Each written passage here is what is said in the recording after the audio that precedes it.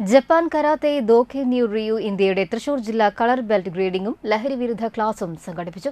Karate അധ്യാപകനും പ്രകൃതി സ്നേഹിയുമായ സുരേന്ദ്രൻ മാസ്റ്ററുടെ ശിഷ്യരായ കുട്ടികൾക്കാണ് ബെൽറ്റ് ഗ്രേഡിംഗ് നൽകിയത്. 4 പതിറ്റാണ്ടുകാലമായി കരാത്തെ അധ്യാപനം തുടരുന്ന മാസ്റ്റർക്ക് ശിഷ്യരായി നിരവധി പേരുണ്ട്. കരാത്തെ പരിശീലനം കഴിഞ്ഞിറങ്ങുന്ന വിദ്യാർത്ഥികളെ സാമൂഹിക പ്രതിബദ്ധതയും സഹജീവി സ്നേഹവും കൂടിയുള്ളവരായി വളർത്തിയെടുക്കാൻ ഇദ്ദേഹം ശ്രദ്ധിക്കാറുണ്ട്. കഴിമ്പ്രം സ്കൂളിൽ വെച്ച് നടന്ന ചടങ്ങിൽ തൃശൂർ ജില്ലാ general hospital health supervisor T P Haneesh Kumar ലഹരി വിരുദ്ധ സന്ദേശം നൽകി ഉദ്ഘാടനം നിർവഹിച്ചു. പൊതുപ്രവർത്തകരായ ഉണ്ണികൃഷ്ണൻ തൈപ്പരമ്പത്ത്, എം എ സലീം, ജിഹാസ് വലപ്പാട്, രക്ഷിതാക്കളായ T V Kuttappan, Ranjini P B എന്നിവർ സംസാരിച്ചു.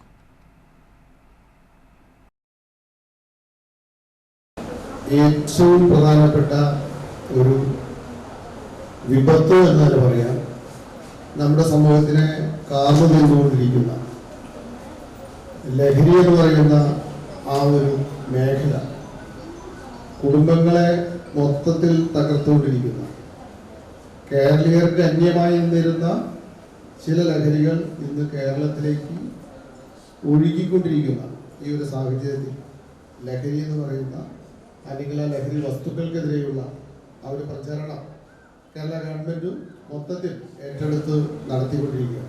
എല്ലാ രംഗത്തുമുള്ള ആളുകൾ, അതിപ്പോൾ ക്ലബ്ബുകളാവട്ടെ, പൊതുപ്രവർത്തകരാവട്ടെ, മറ്റെല്ലാ മേഖലയിലുള്ള ആളുകൾ ഈ പ്രവർത്തന രംഗത്ത് വന്നുകൊണ്ടിരിക്കുക.